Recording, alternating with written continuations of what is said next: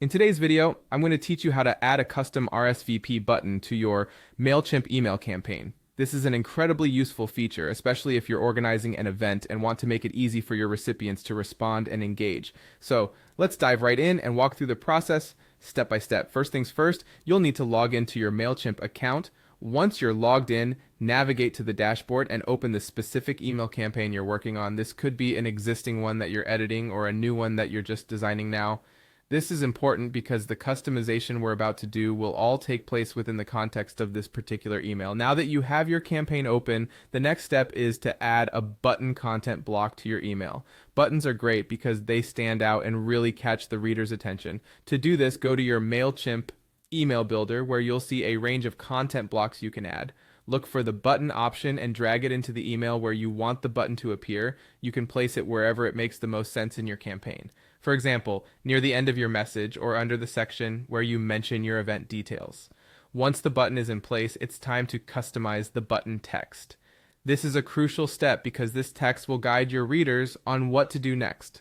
Something clear and direct like RSVP now or sign up here works perfectly.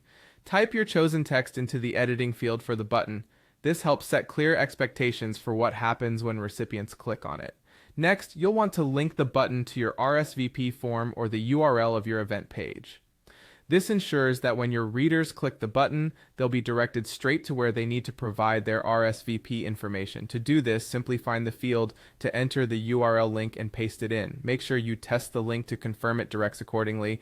After linking, let's take a moment to style the button to match your email design. Consistency in design helps maintain a professional look, so choose colors, fonts, and sizes that align with your overall email theme. This not only looks good, but also ensures the button attracts attention and encourages clicks from your recipients. Finally, before you send out this email, make sure to save your progress. This step is sometimes overlooked, but it ensures your changes are preserved.